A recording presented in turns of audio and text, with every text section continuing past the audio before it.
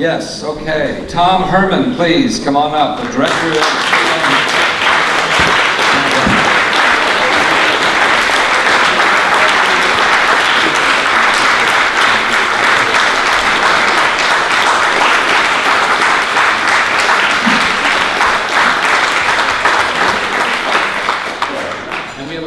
special guests. We should probably just bring people up and have some conversation if that's wherever it feels comfortable to you. And I'll probably sit here, so very good. We have Lieu Browne, who is Malcolm Brown's widow, yes?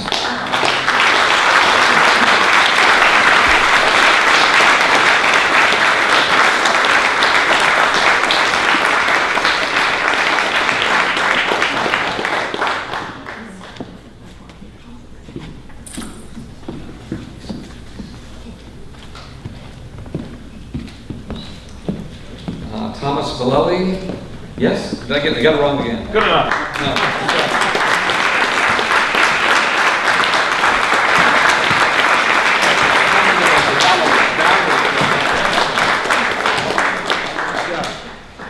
Tom is a Vietnam veteran, was an advisor to Ken Burns on the Vietnam series. And we also have here now Peter Davis, who directed the Academy Award-winning film Hearts and Minds, which will be playing tomorrow, who also was the filmmaker who made Selling of the Pentagon and the writer of the CBS documentary Hunger in America.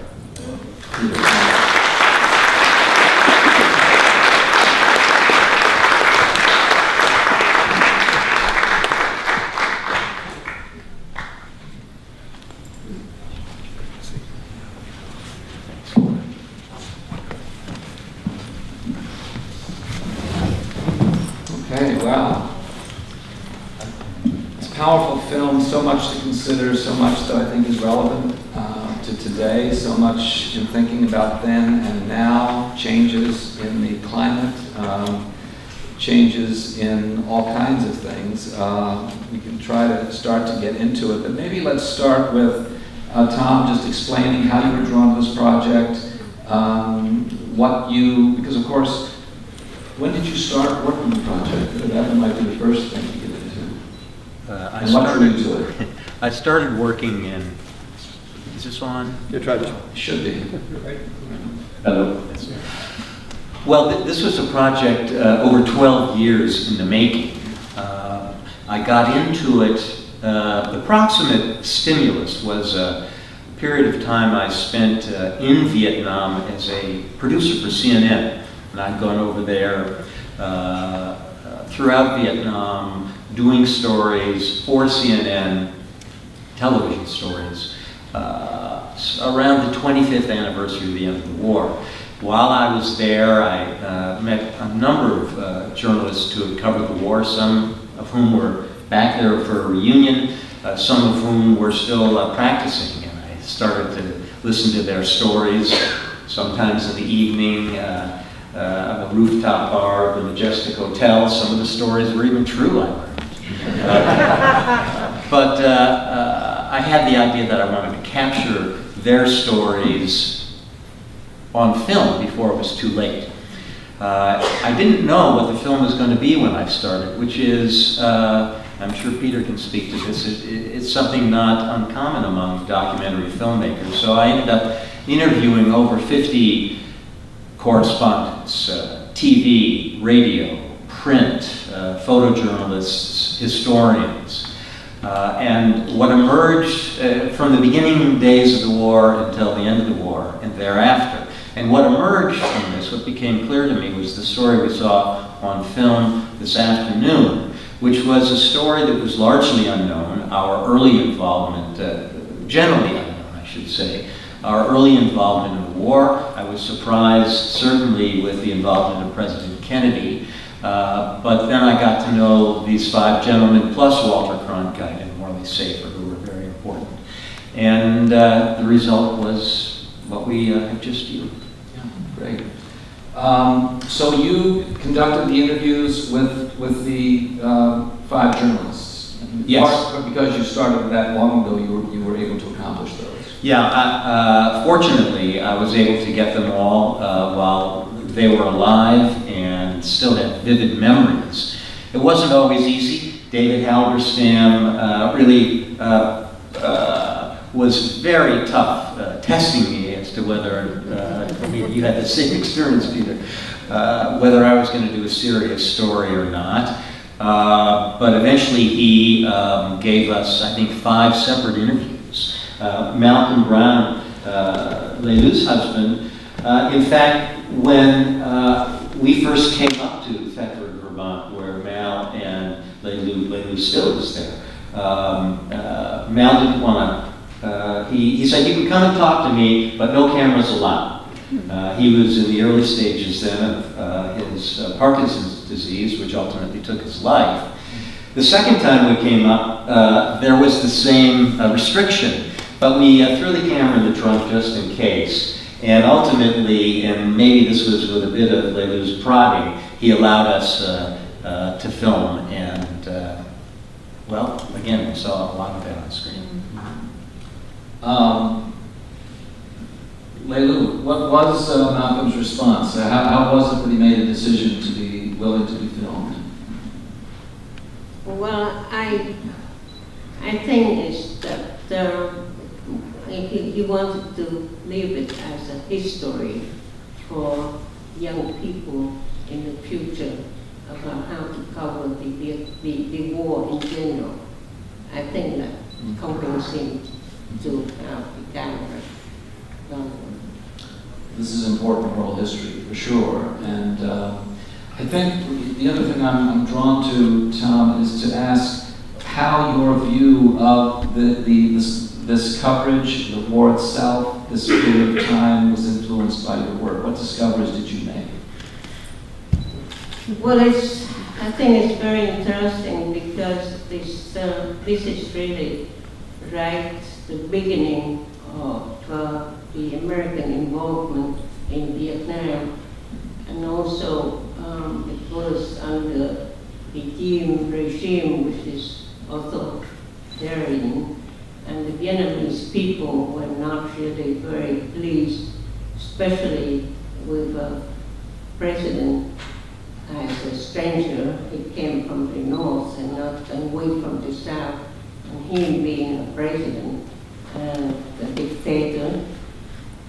And so the Vietnamese people in general depended on the foreign correspondent journalists to report the news, because the Vietnamese correspondent journalists were also censored a lot, so they could not really report the whole truth.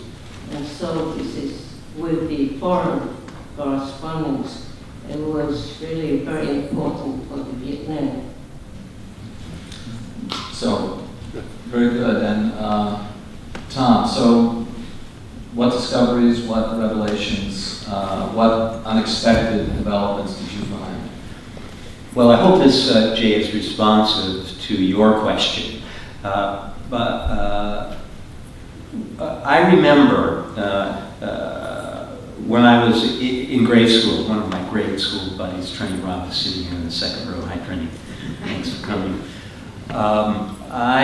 This is very early in the war, around the time that is represented on the screen. And I remember sitting around a campfire at a summer camp, having a debate with the camp director, wonderful woman. And she was, I think, one sort of an early opponent of the war, and was expressing that view around the campfire. And I, of course, was, well, of course we got to stop. We got to fight the communists. We got to stop them in Vietnam, or we'd be fighting them, as Neil mentioned, in California or somewhere else. Only a few years later, when I was in college, I was marching against the war. What this film, in part, allowed, I wanted to think through why I changed, and if that change was a valid change. And in effect, I think the experience that these 5 reporters went through was the kind of experience and evolution that this country went through in its anguish from being very supportive of the war to turning against it.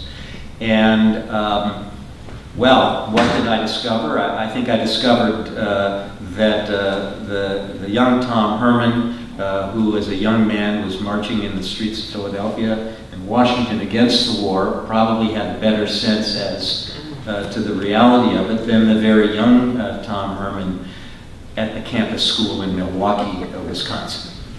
Good. I think it's interesting, you know, the primary focus is really during that period that Kennedy was president.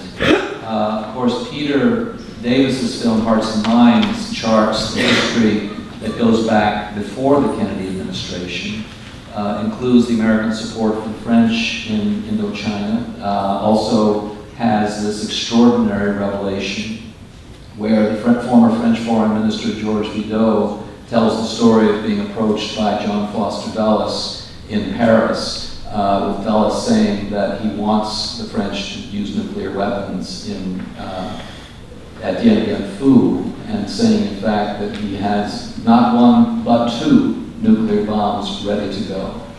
You're giving a preview of my film. No, I'm sorry.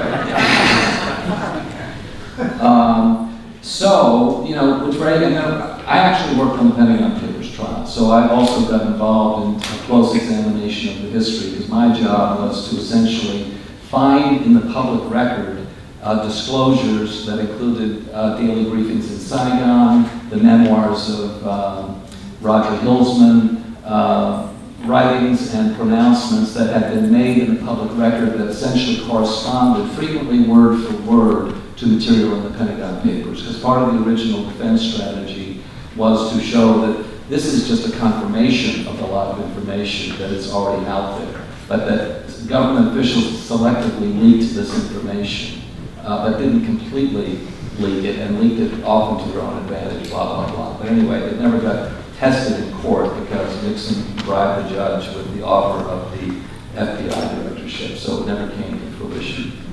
But anyway, the notion of Kennedy's role, I think, is something that has not been fully explored through the Pentagon Papers, but it's in there because there is evidence in the Pentagon Papers that there were certain operations taking place in Vietnam that he was not aware of, that also circumvented his own orders. And of course, there was a fierce debate at the time of the assassination on a central policy document for the war. It was literally days before the assassination, and where Kennedy was not fully on board with a blank check to the Saigon government. I don't know if anybody wants to comment on that. Tom, you worked on the Ken Burns film. Peter, I'm sure you're familiar with some of this history. There was also reported by Arthur Schlesinger the fact of a negotiation that had been advanced between Ho Chi Minh and Diem that had been orchestrated by Charles de Gaulle, who was reporting to Kennedy outside of official channels that Dean Rusk was not aware of, but that John Kenneth Galbraith was involved with it. And I don't know if anybody has anything to say about that, given the focus on the Kennedy administration. Well, I'd say, so I'm not super knowledgeable about a question. My role in the Ken Burns film was to bring to the film the winning side. So my job in the film was to find for the Ken Burns team the 100 people that are on what we used to call the communist side, now we call the winning side, because about a third of them are no longer communists. So the job that we had in the film was to bring to the film, so it's 40 years later than Peter's film. So Peter's film's in 1974, and the Ken Burns film's in 2017. So in the intervening year, someone should find out what happened to the winner. Right. And so the small part of the film that I worked on was to find the winner and find out what was going on. From the perspective of the winning side, I don't think there was going to be any negotiations with John Kennedy in 1962 or 63. They were far ahead. I think the reason Lyndon Johnson lands troops in Da Nang in March of 1965 is that the Saigon regime is about to go away.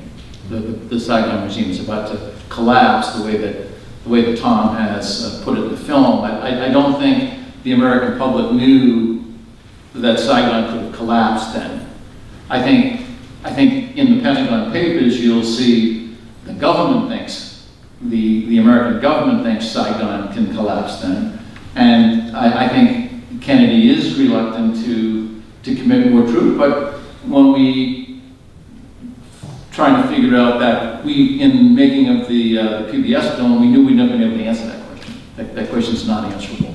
We don't know what Kennedy would have been able to do. We know the communists would not have negotiated then. The shift in what the communists were going to do, by that time, there was going to be total victory.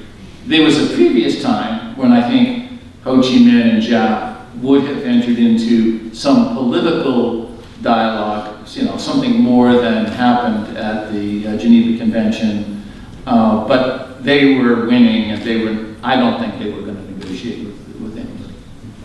This was around 63, August 63, which is covered, the period of August, November 63 is a very important time in terms of chaos and shifting ground in South Vietnam. That much is clear. When Henry Cabot Lodge was sent to Saigon, blah, blah, blah, but that's the period that Schlesinger was talking about. After that, they win another battle, a big, big battle after Ah Bach, which is much more decisive and much more straightforward. We are going to win, and we're just showing you how we do that now. And then when the Americans come, it's harder to beat the Americans, much, much harder. We enter into a war where we send 500,000 at the peak of, so we have a full war, and it's hard to win. So it could have been over sooner. Yeah, I want to come back to Tom Herman's film by way of what Tom Vallely did in the Ken Burns documentary series. I thought having the voices, faces of the winners, as you said, was terribly important. And the other thing, on my way back to Tom Herman's film, is those wonderful recordings from the White House of 3 consecutive presidents, Kennedy, Johnson, and Nixon, all saying, we aren't going to win this war. But I can't say so until the next election. So, they were lying to the public, and then they were kind of telling you, well, okay, Tom Herman's film, which is really a story of heroes, not just that they were brave physically, which they were, but also that they were brave in their work. They turned lies into truth. And they got these 5 o'clock follies, which were their briefings every afternoon in Saigon, and they realized that they were lies. And as Tom's film, as you point out, and as the reporters in your film all point out, it was filled with lies. And here's an interesting thing, Tom. Kennedy, and you don't have the other presidents, a little bit of Johnson, but all of these guys, Kennedy, Johnson, and Nixon, as much as they disliked the press and were really angry at the press, they never said it was fake news.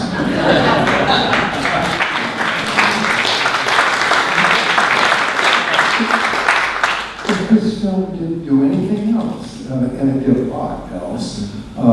It demonstrates that. It's so important for us to realize that now. And another thing the film shows very clearly is that the press was, in the Vietnam War, the press was at least half of the reason why the public turned against the war. I'd like to say the other half of the reason, because it has to do with today, the draft.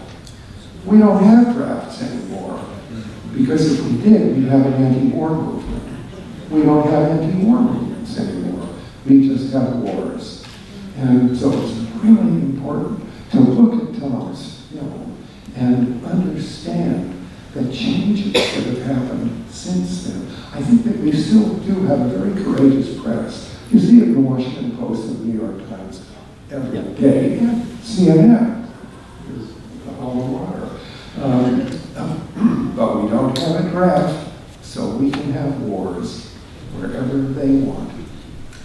the other big change that Tom's movie reveals is the shift in policy towards coverage of the war. And so, Tom, just in working, you didn't really address, most of the journalists did not specifically comment on that, although Cronkite did, and was very strong about it, and I think the point is well made in the film. But what other thoughts, because of course Peter Arnett also covered Iraq, but what other thoughts, that might they have expressed off camera, or what was your sense in terms of the kinds of coverage of not only the war, but ongoing policy? It just seems like there's this huge disconnect now in terms of what government officials, almost at any level, will discuss, compared, and the difficulty for reporters to really get inside some of those stories.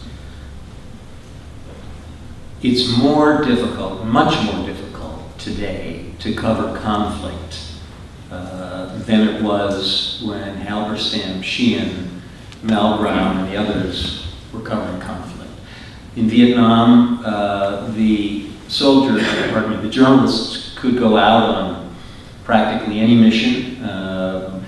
They could just go out to the airport, hop on a helicopter, or stay in the field on operations.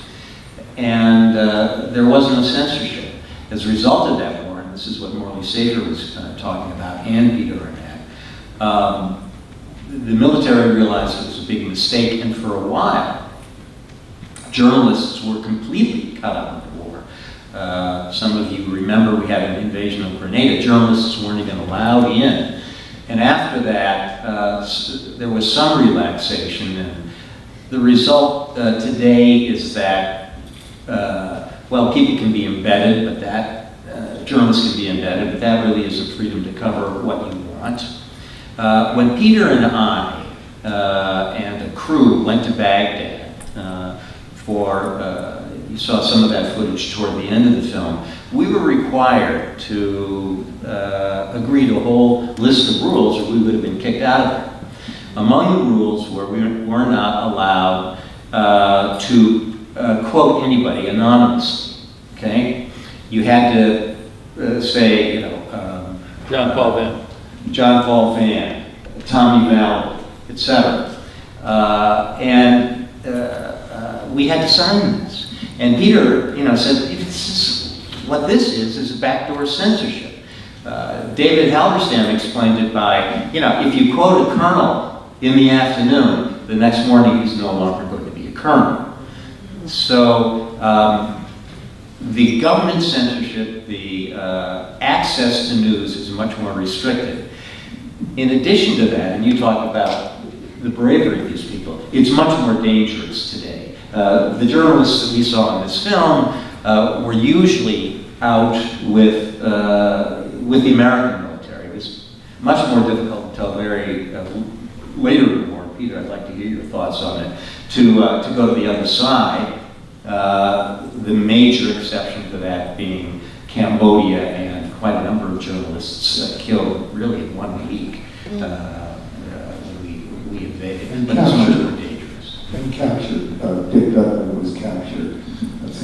I had a little bit of a different experience covering the war in Iraq than you did. I was never asked to sign anything or stay away from anybody, and had complete freedom of movement in Iraq, and I wasn't embedded.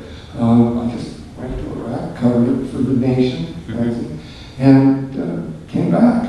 I didn't feel that I was either being particularly watched or the other people at our hotel were being watched either. It was just, I thought we were telling stories about the war, and we were able to say that the government, our government that is, was lying again.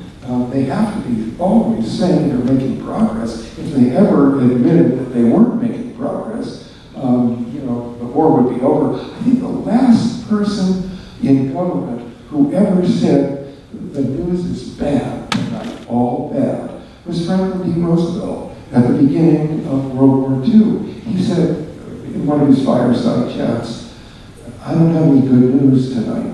I don't think we've had a president since then say that. You know, we had slightly different experiences in Baghdad and going around Iraq.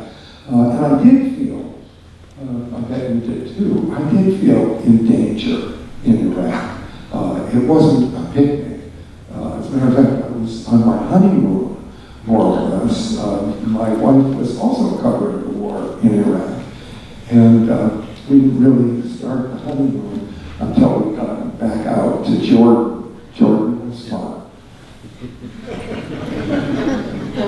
To add to about the press coverage, I think that my husband Malcolm covered the first Gulf War, and they started to censor all of the correspondents were not allowed to go anywhere. It's like in Vietnam, you could go anywhere. They created a pool. I think it's about 2 or 3 correspondents were representing the whole newspaper, international newspapers, and others could not go. And I think it's a big debate in Washington, and Malcolm even testified, and at the end they gave in and they let the press to cover wherever they wanted to do. But that's right at the beginning of the Gulf War. It was really chaos. I wanted to just repeat something that Peter Arnett qualified. You couldn't get it into your film, but the most striking report I ever saw on the Vietnam War was by Peter Arnett, who one day covered a village that had been leveled by the U.S. Air Force. And the guy said to Peter Arnett, the officer in charge, we had to destroy the village in order to save it. I remember that, yeah. Tom, did you, of course, Dispatch News Service, which was an independent news service, broke stories including the My Lai massacre and the tiger cages. Did you talk to Seymour Hersh or anybody from Dispatch during your research? I did talk to Cy Hersh, who is a great investigative journalist, who has a great new memoir out now that I commend to anybody who's interested in his work or great investigative journalism. I called Cy and I explained what the project was, and he said, and I said, by this point I had focused on the 7 correspondents you saw in the film. He said, Tom, I'm not worthy of being in your film. I was not in Vietnam. All these others were. So he declined the invitation. I tried him a couple more times, and he stood by his story. So I think he's a great journalist, an honorable man, and I'm very sorry that he declined the interview. Yeah. And I think before we're going to open to the audience to ask some questions, but Tom, I'm wondering, in terms of you served in Vietnam as a Marine. Yes. And how did your thinking evolve? What reading did you do about the war during or after, and how has reporting and writing about the experience influenced your sort of thoughts? Yeah, thank you. Now, I was in high school, and I went to Newton High School in Newton, Massachusetts, and I was not particularly politically aware. I was not, I liked local politics, but I thought going to Vietnam was something was good for my nation, and I wanted to go. I served honorably in Vietnam, and I was a pretty good observer. I could see, as a young person, I could see the war from my own understanding was not what I had imagined it was going to be. So I had a basis of skepticism. When I returned from Vietnam, I just liked the war, and I worked against the war. I then basically tried to have a political career. Tried to be in politics. I was elected to the Massachusetts, that's where I met Tom Herman. Wanted to have a life that had nothing to do with Vietnam. But then I returned to Vietnam in the early 1980s, and made Vietnam something that contemporary Vietnam. I wanted to learn about what Vietnam was like today, and became part of the Harvard team that went to Vietnam to look at what could happen politically and economically in this country. And I did that for 25 years until I heard from the Ken Burns team, can you help us with the Vietnam War? And I said, I don't know very much about the Vietnam War. And then they called back and they said, well, can you bring us to Vietnam and show us around? And so I knew about contemporary Vietnam, but I didn't know all that much about the war. I sometimes say I learned mostly about the war at 32nd and 6th Avenue in New York City with Ken Burns' offices. And there were all these storyboards of the various battles that were taking place. And we saw one in Tom's film, the Battle of Ap Bac, and the Battle of Bin Ja comes the next year. And they said, and we had a wonderful interview with a commanding officer of the Army group that went to the top of Hill 875. He was the class of '66 at West Point, and they said to me and to our team, can you find a Vietnamese officer who was at the top of Hill 875? And after a couple of years, we found one. And then we interviewed them. And so that's how I learned the war, was from the sort of storyboards and having to fill in the Vietnam side of the board. But I also learned about the American side while I was doing. I had some understanding. I had become friends with Neil Sheehan. Neil was sort of a mentor of mine. So I had tried to master Bright Shining Light. So I knew a little bit, but I didn't know what I know now. Now I'm, worked on the film for 7.5 years, so I'm pretty up on the current thinking of what took place and what a tragedy was. So it's great. First of all, I've been to Millbury before, but I went to the local bookstore today and I saw your announcement for a book signing this afternoon. And it's great to go to a town where there's an independent bookstore. So anyway, I'm glad to be here. What is your book?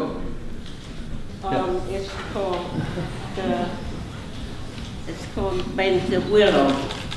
It's a love story. It's a story of me coming back from overseas as a young, naive woman, not knowing what's happening to my future. And I went to work with the Vietnamese government, the information department, and I was assigned to be a translator and also a liaison, press liaison with foreign correspondents, because I speak English, French, and Vietnamese, and how I met my husband, Marco. That's the story of this book, Bend the Willow.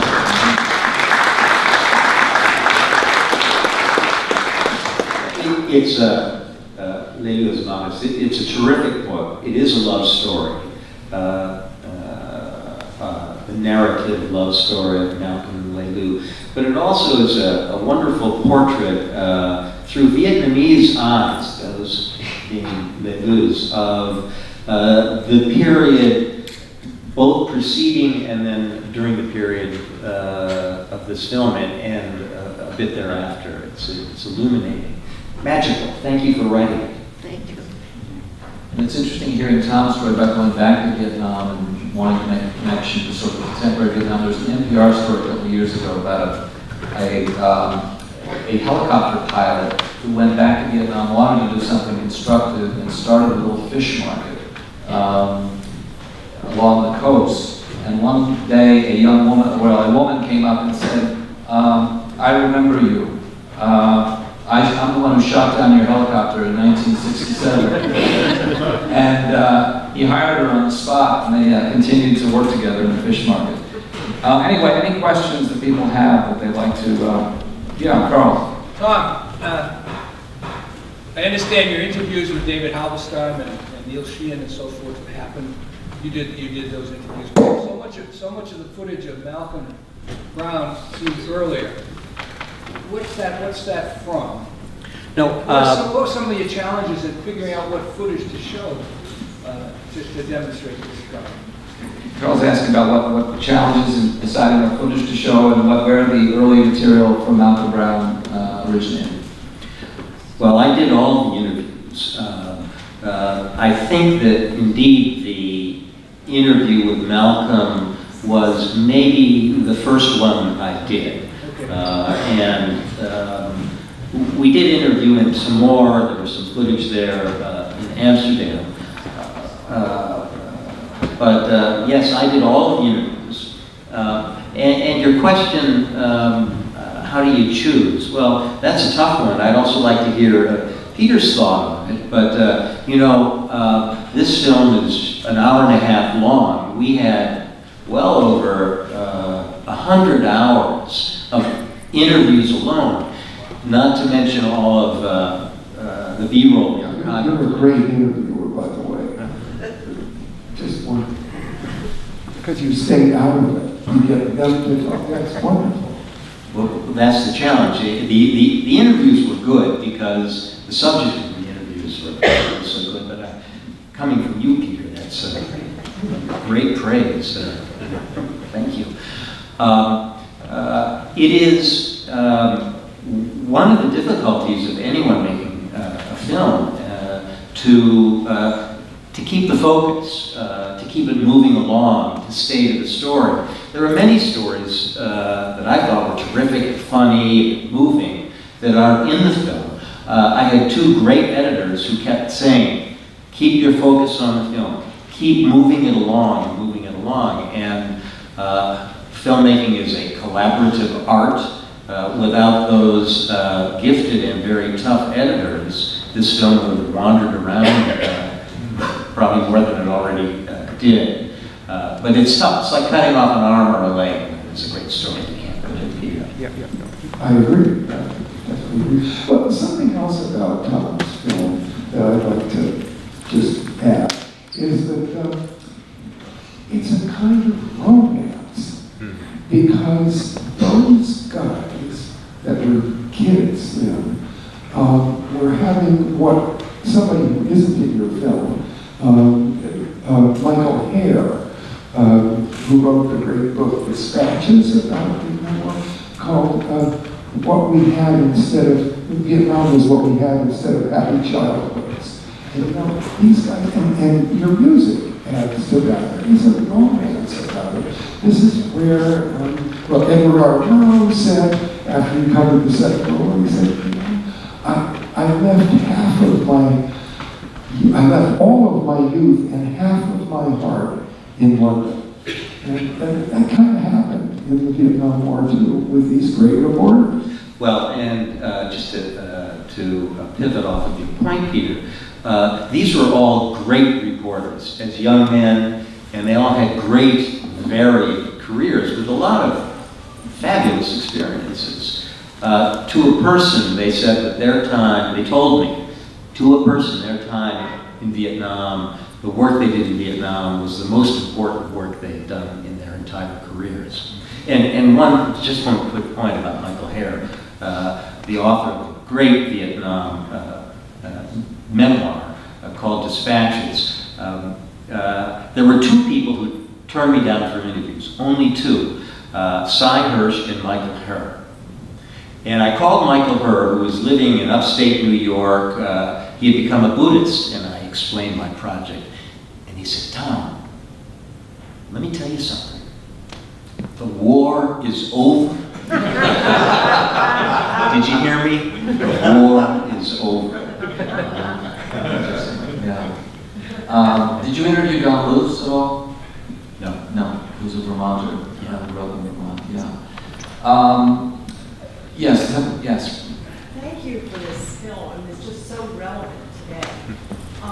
But I wanted to ask you, in the time of the Vietnam War, people actually believed the press, and it was the press that helped change, or helped end the war.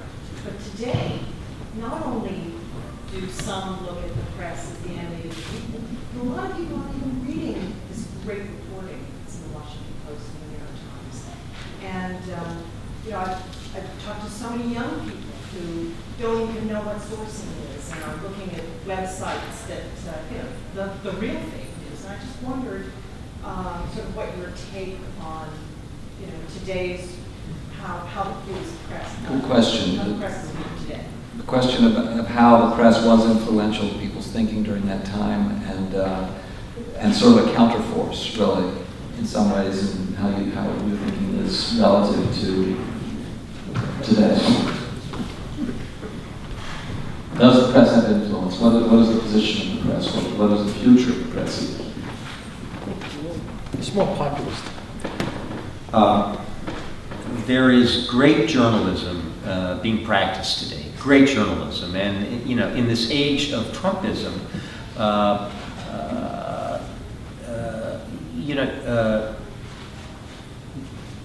that the current administration and President Trump have stimulated great journalism. It's probably an unanticipated, unexpected fallout. But there is great journalism, both conflict journalism and journalism that's going on in Washington today.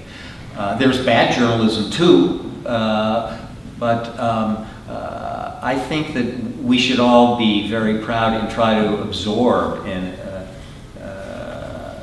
read and watch the great journalism. As to your question of young people and other people not paying attention, I don't know what the answer to that is. I'd like to hear that. I'd like to have that discussion. It's a valuable discussion.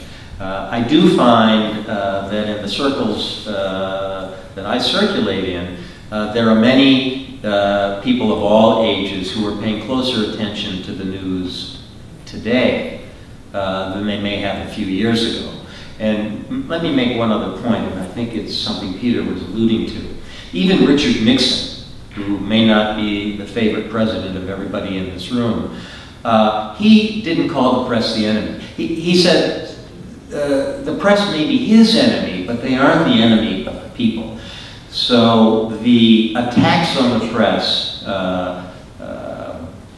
by President Trump and others are to a much greater extent undermining one of the most important pillars of democracy that exists. And maybe that's one of the reasons that people don't know which news outlet, which journalist to trust.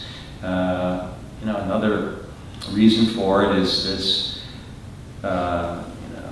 retreat to tribalism, which we don't have to go into in this discussion. But I really I don't have an answer to your question. I wish I did. Perhaps one of the other panelists does. No, I agree with you. We're so divided. I don't know if we were ever this divided since the Civil War. I mean, there really are two countries here that are going on. And I heard a BBC report from the evangelicals in what they refer to as Trump country. And one of them said, look, we're Christians, it's kind of Christians with a neon C, because they're not really part of the Protestant denominations.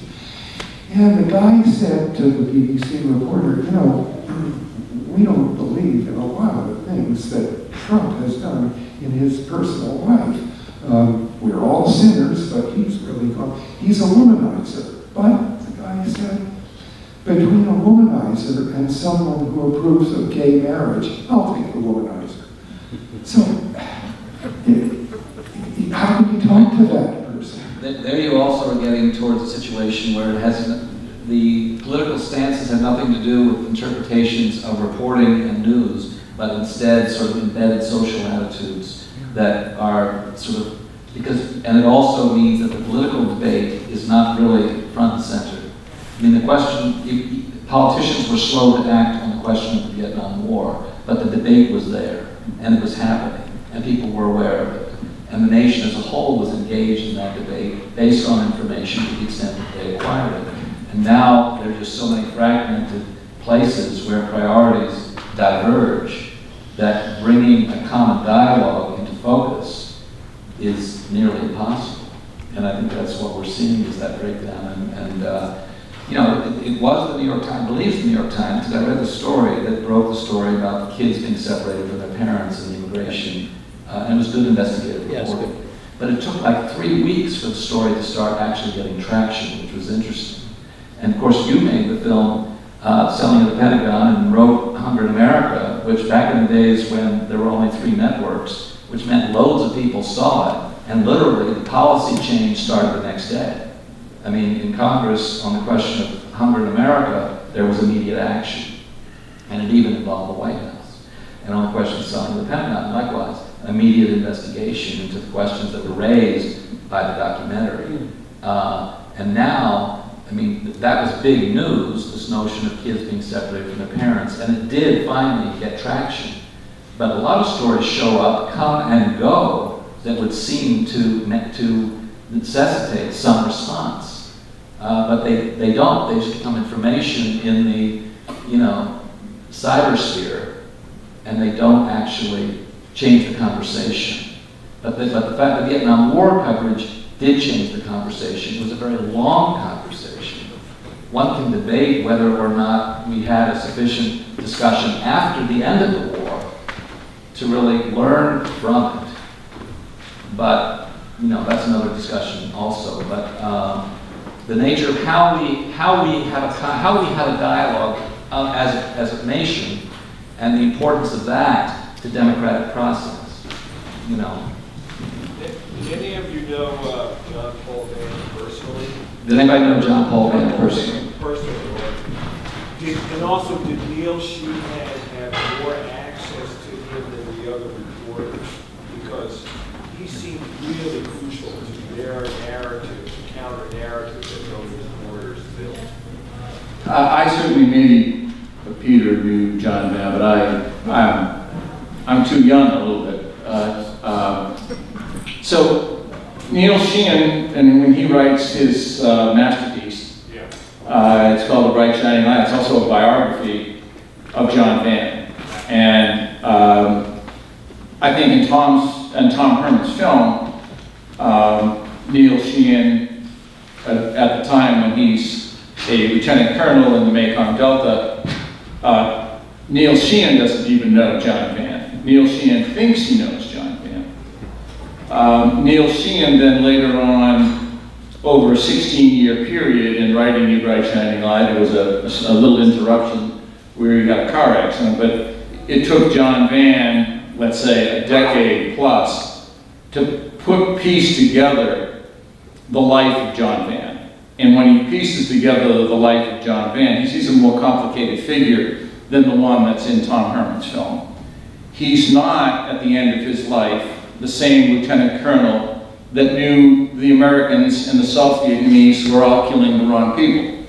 He instantly knew, when he was a young officer, he knew the Americans and the South Vietnamese were killing the wrong people, and killing the wrong people was going to lead to a disaster. And he changed American policy. He became very skillful. He became friends with Richard Nixon. He becomes part of elite American society. He dominates the aid agencies. He goes back to Vietnam as a de facto lieutenant general, commands as a civilian part of the American force, changes who he is, becomes more corrupted. The genius of Neil's reporting of A Bright Shining Light, he follows the change of John Van, the way America was changing at the time, and Van becomes a man who can't give up on Vietnam, wants to win the war in Vietnam, and wants to win it the way that he disagreed with in Tom Herman's film. So the Van is a great metaphor. He's Shakespearean, right? Yeah, he's a great warrior. I mean, he wins the battle in Khartoum in the Easter Offensive in 1972. But he doesn't win it from a helicopter. He wins it diverting the planes that are going to bomb the B-52s that are going to bomb North Vietnam. He moves into Khartoum. They wipe out the incompetent advance of the North Vietnamese army, he wipes them out, he wins the battle, and he dies in a helicopter crash. So it's a great story of a man's life, and no, I don't think anyone ever figured John Van out better than Neil. I'm trying to remember, was it John Paul Van that was the model for The Ugly American? No. No, who was it then? Was it an American officer? Yeah, It was earlier then. Yeah, no, John is not that person. Yeah, I'm trying to remember somebody who that it Graham was. Greene. I used to know, but I Somebody that Graham Greene knew. Yes, the Graham Greene figure. He was a CIA man, Right. not a military. Okay. Well, It's not, I don't even think it's, It's a really, the kind of person the CIA, who went to Vietnam working for the CIA in the mid-1950s. Great book. okay, if there's one more question, we can take it, otherwise, okay. thank you very much.